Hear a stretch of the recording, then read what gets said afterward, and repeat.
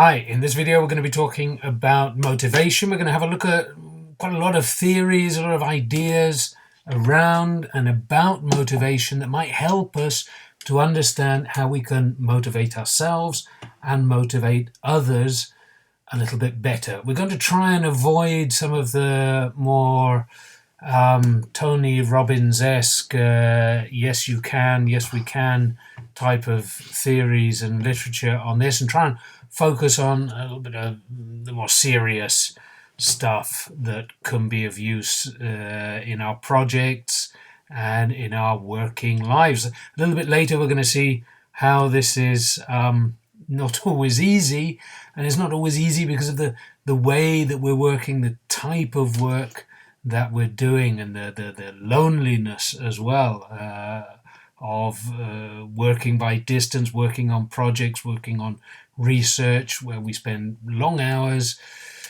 working by ourselves. Okay, when we think about motivation, we very often think about extrinsic, intrinsic motivations, extrinsic motivations which are coming from outside of us, intrinsic, which are more internal motivations, which were explored quite exhaustively by Edward Deci and Richard Ryan in the 70s and the 80s in their self-determination theory, which you can go into the bibliography and check that out.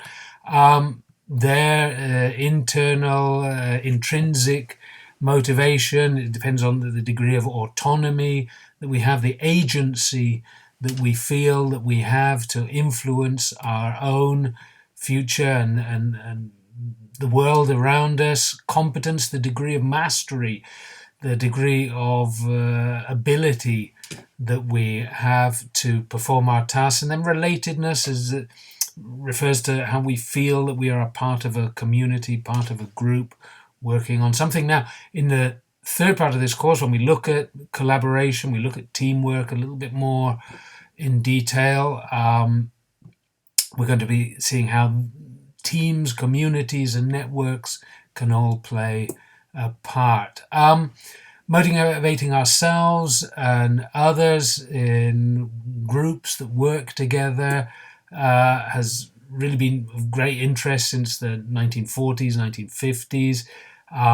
In the 1960s, Douglas McGregor developed two kind of contrasting extremes, if you like, to talk about how we as managers or how we as leaders of a team can influence the motivation depending on pretty much our view of other people, theory X people or theory Y people. Now, this is not to say that there are theory X or theory Y people. Really, McGregor's talking about how managers, how leaders view others and how this influences, projects onto them, if you like, their own beliefs about how people are motivated and what motivates people to work.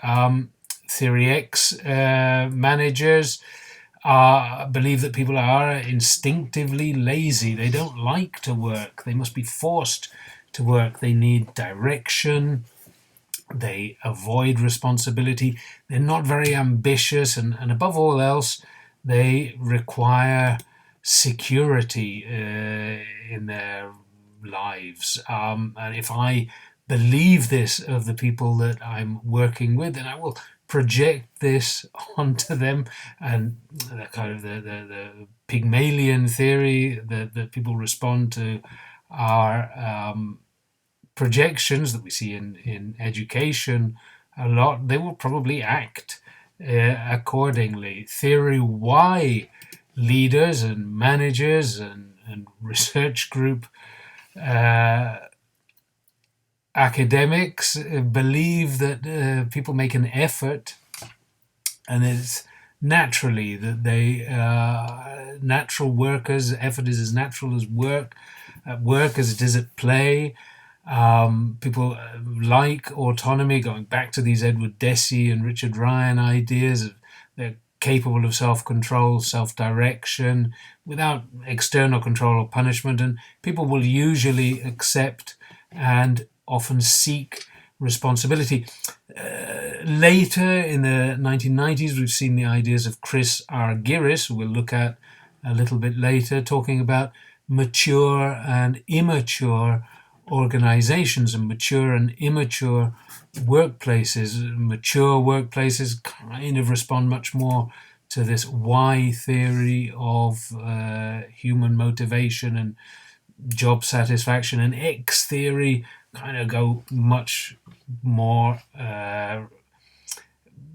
closely related to what we call an immature workplaces, where people need guidance and they're not self-starting, they're not showing initiative, they're not problem solvers, they're not even problem finders, really. So that goes kind of hand in hand with those theories. X theory, we might also say, could be much more related to this kind of rational choice theory, that people need extrinsic motivations in order to work. And here we kind of get into the realm of people make rational choices and decisions to work or not. Go back to all the way back to Adam Smith and Homo economicus, that it is not the benevolence of the butcher, the brewer, or the baker that we expect our dinner, but from their regard to their own self-interest. That the Boris Johnson idea about why the UK vaccination program has been such a success is down to capitalism and greed, said Mr. Johnson rather inelegantly. If we kind of take this further, we go into the cognitive school of human motivation of Victor Vroom in the 1960s, who proposed that individuals make their choices based on how they estimate the expected result will be. And here we get his expectancy theory. Now, in education and in most workplaces, there is a lot of this still in place. My students do the work because they expect the grades, and they are kind of trained in this Pavlovian sense to respond to my demands for activities in order to get the grades. And when they feel confusion about the grades, that's when we start to have problems. This is Vroom's expectancy theory. The effort that I make is directly related to the performance that I believe I will need to hit my targets, and whether those rewards are desirable or not. There's a lot of expectancy theory if in all workplaces, and it's very prevalent, really. It's very present in the way that we work and in the way that our work is organized. There's also a lot of bad expectancy organized. For expectancy to really work, then we must bear in mind certain things, that the rewards that we offer must be directly linked to the performance of the people, not to whether we like the person or not, or whether they agree with us in their work. And this is a problem I find as a teacher, definitely, that the more complex the tasks that I propose, or when I propose tasks which are not with a simple black and white yes and no answer, where it's easy for my students to understand what they can expect or what is expected of them. Of course, these tasks are not interested in a deep learning sense, or not interesting in a deep learning sense, then it's very difficult to get them motivated sometimes. So the rewards must be linked to performance, but the rewards must also be transparent. They cannot be vague. I need to give clear expectations in my evaluation rubrics, if you like, of what is expected of them. Rewards should also be deserved. If I start giving out rewards without them being deserved, then people start to get very accustomed very quickly to the undeserved extras. And this is fundamental. The rewards should be wanted, they should be desired. Now, many years ago, I left a company which gave me a very healthy pay rise, but because that wasn't really what I'd asked for. What I'd asked for was the possibility to be sponsored for a master's degree, and they didn't feel that was important, but they tried to give me money instead, and it didn't work. This reward wasn't, this extrinsic reward wasn't appreciated by me. So we really do need to find out in our group, in our team, if we're going to use extrinsic expectancy theory rewards, we do need to work out what it is that people actually desire. Now, there is a weakness, of course, in Victor Vroom's model, which is capability, mastery, the capacity, if you like, to achieve the rewards. It's no use me offering my cat a truck full of fish or anything else, or tuna, favorite kind of fish, as a reward for learning to play the guitar. My cat doesn't have the capacity to play the guitar. So ability and the capacity to perform the task is also of extreme importance. And that was later added to expectancy theory through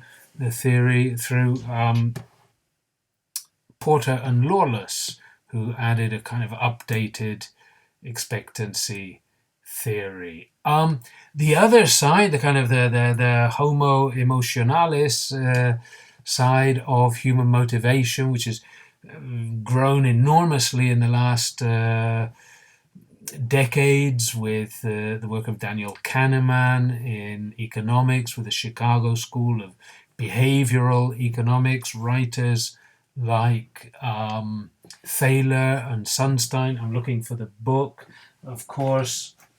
The works of Daniel Goleman, where's the camera here, and his social intelligence and emotional intelligence. Very difficult to find out where the camera is pointing.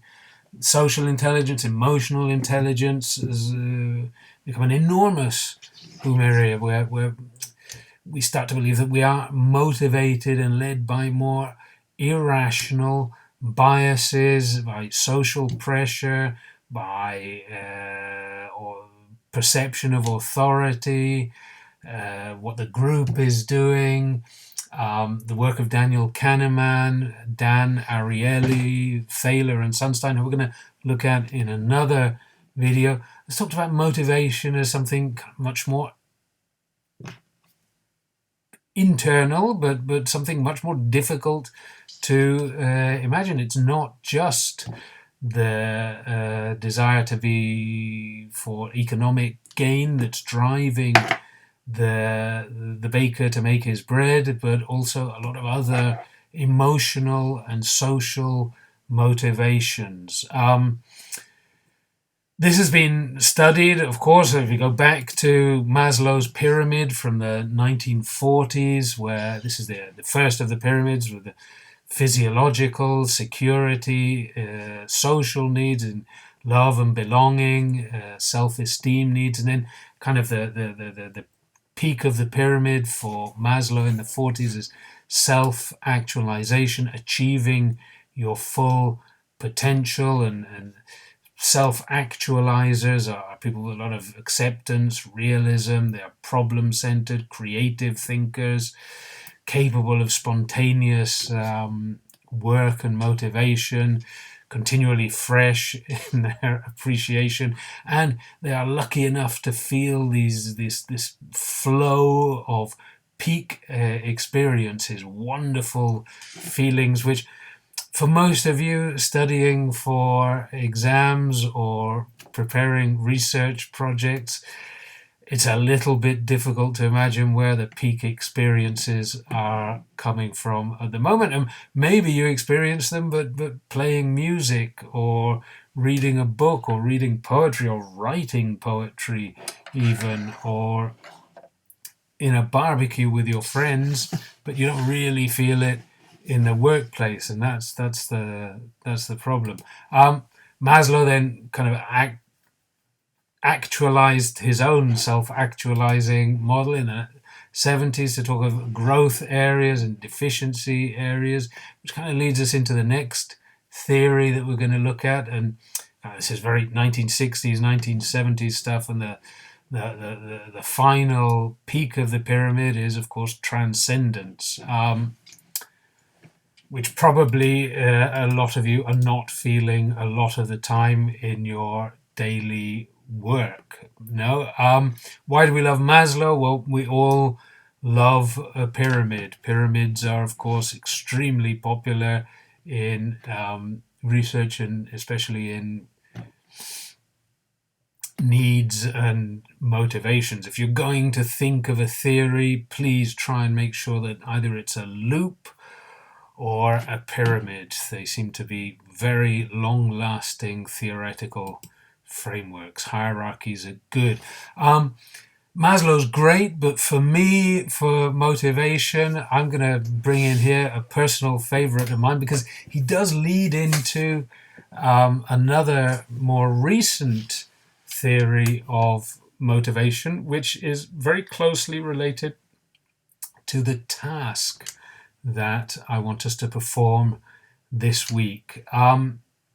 Frederick Herzberg, writing in the 1960s, kind of around the time of McGregor and all of the others, says that yes, motivation is possible. What motivates people in their work, in their activity, and he kind of builds on a little bit Maslow's hierarchy of needs to talk about two types of factors. And this is where we get Herzberg's two-factor theory of motivation and needs and job satisfaction.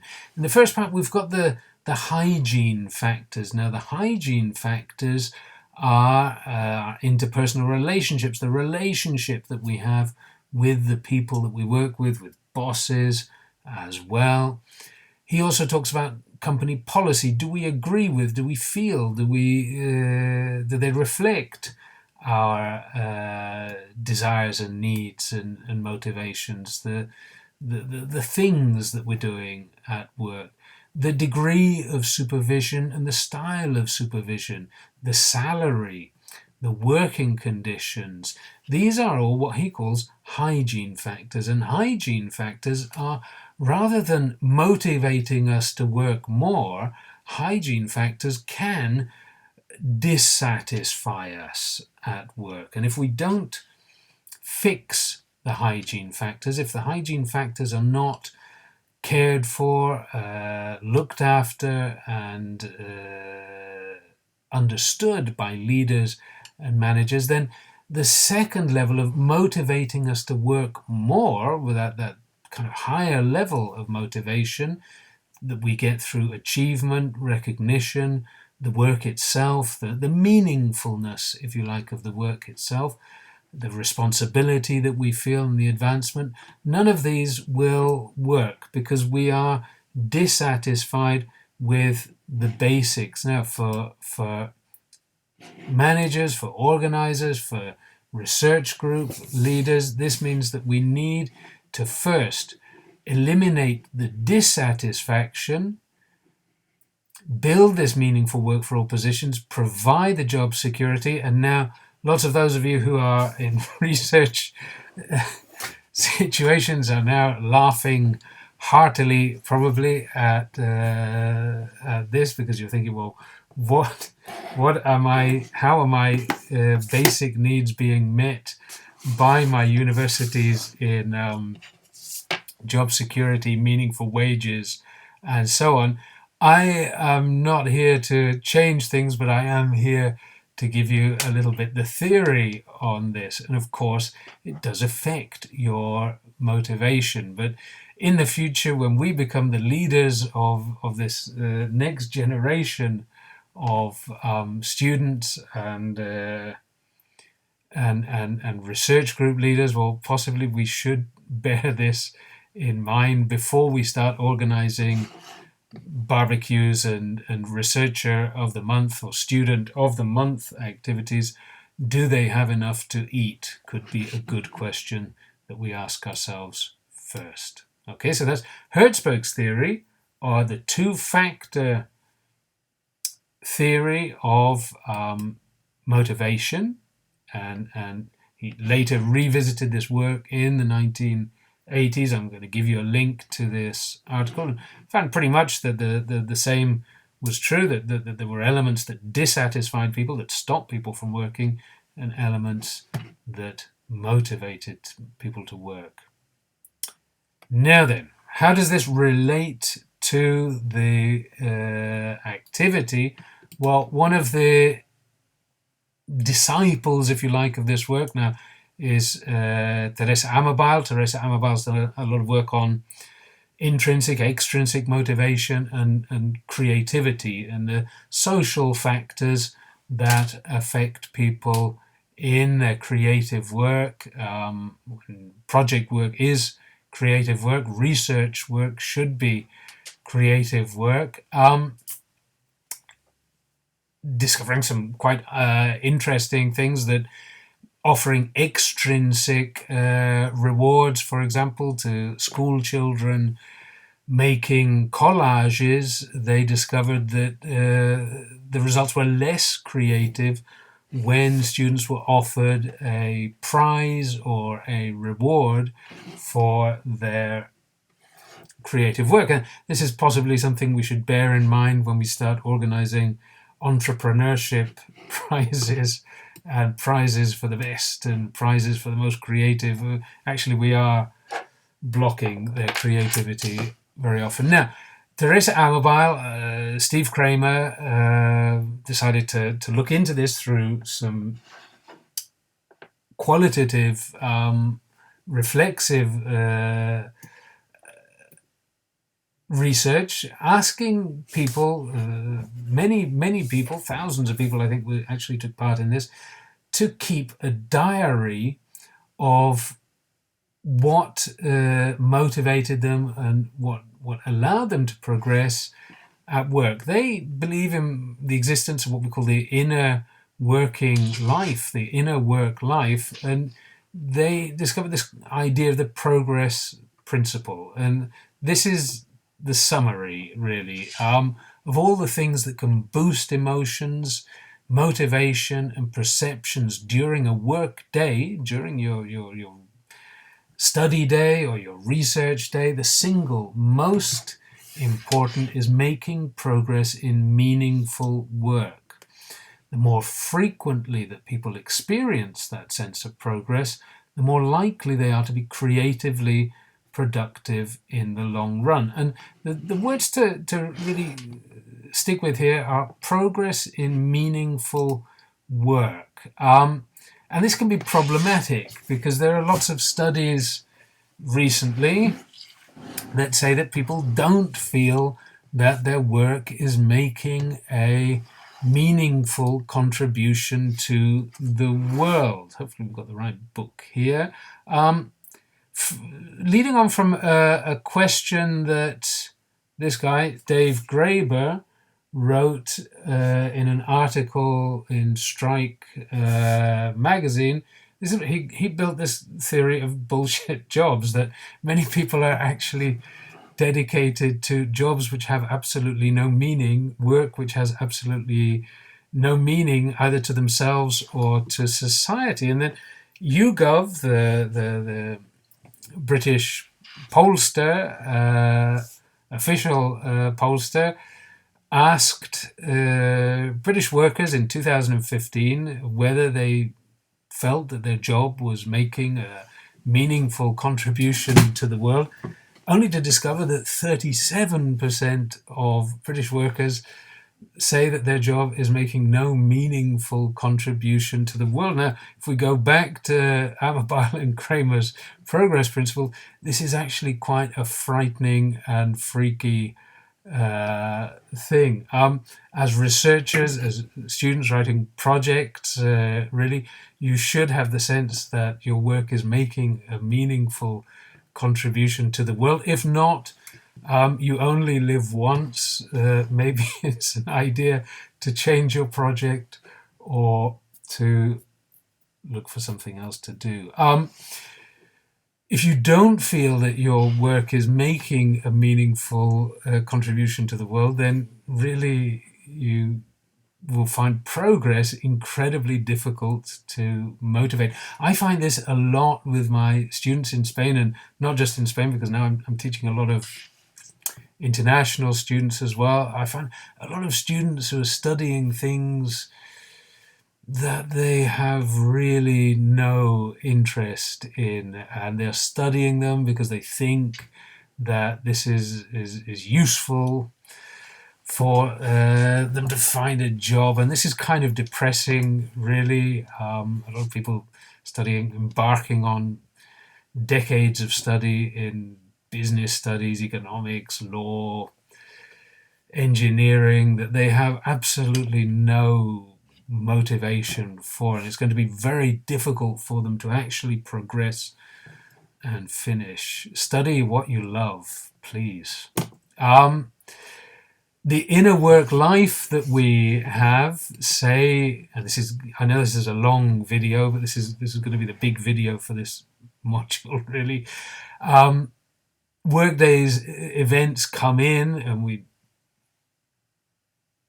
kind of process them through sense making and perceptions, how we perceive this work, the value, the meaning that it has to us, what needs to be done, ourself, the perception that we have of ourself in the team, in the project, in the organization, capability, confidence, value, the team, the organization. All of this blends in with emotions that we can be feeling at that moment: happiness, pride, warmth, love. We don't talk about love enough, possibly, in the workplace and in our research groups. Do we feel the love? Do we feel that other people need us? Sadness, anger, frustration, fear. And these can all be provoked by our emotional responses, and how we just simple things like saying good morning to each other at work and in the workplace. All of this is going to affect our motivation for work, what we do, whether we do it, or how we do it, and when we do it.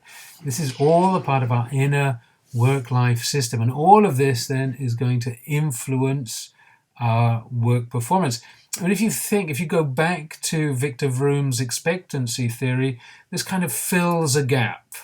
Here it talks about what's happening at a cognitive and an emotional and at a social level. The kind of early behaviorist ideas that the brain is a black box and it's just stimulation and response, it's the carrot or the stick. Well, no, say Kramer and Teresa Amabile, there's a lot more happening in here. As self-motivated workers, as researchers or students, or as investigators, a lot of this work needs to be self-organized, and we need to learn techniques, if we like, and there are techniques that we can learn to gain this progress, these small wins, if you like, in meaningful work. Now, we've said that the work must be meaningful to us. The power of small wins is this meaningful progress in meaningful work. As leaders, our work is to nourish, to show respect, to encourage people, but to encourage ourselves, to show respect for ourselves as well. Look for the emotional support and look for the encouragement. And if we're leading a group in our areas, these are things that we need to do to nourish people at the emotional level. Catalysts for progress at the perception level, the cognitive level, our goals need to be clear. We need to allow people autonomy. And if you think back to Hertzberg, you can see all of these are very similar ideas, but in a kind of a much more practical sense, if you like. We need to provide the resources. If people don't have the resources, they can't progress. We need to give time. We need to help with the work. We need to learn from the problems and successes. And we need to allow the ideas. We need to look for manners in which ideas can flow. Again, this is our emotions, our perceptions, and our motivations. And our work as leaders, our work as managers in this sense, and self-managers, if we're at a researcher level or a student level, is to remove the barriers to progress. Our work is to clear the path. Our work is to allow and encourage meaningful work and small wins, progress in this meaningful work. They discovered that progress on good days, progress happens on 76% of these good days, these days when people help us to remove the obstacles. How can we learn what the obstacles are, what the setbacks are, and what the nourishers are, and what the catalysts are for our progress? I propose the model, if you like. It's an adaptation of this audit, this progress audit that Amabile and Kramer used for the diaries of their research candidates. And I've kind of left you with a simplified, personalized version of their progress audit. And that's one of the tasks that you need to carry out. I'm probably going to upload another video with a little more specific information about this task, but that's pretty much what I want us to do this week, is to focus on where the obstacles are, what this causes the setbacks, what the barriers that we have towards our progress, and what are the positive things, what helps us to progress in meaningful work, where are the catalysts, what are the nourishers, and how can we develop those in the future. So this has served as an introduction to the whole concept of motivation. Again, in this course, I believe that motivation should be something that we learn about in order to learn to do, to convert it into a skill. This is why I like the Hertzberg model, because it's a process that we need to do this, and this before we start organizing Employee of the Month awards or Researcher of the Month awards. And the Teresa Amabile model works very well as a tool, as a process, as a protocol that we can use in order to learn how to motivate ourselves a little bit more. Okay? See you soon. Sorry the video was so long this time, but there's just a lot of stuff to talk about.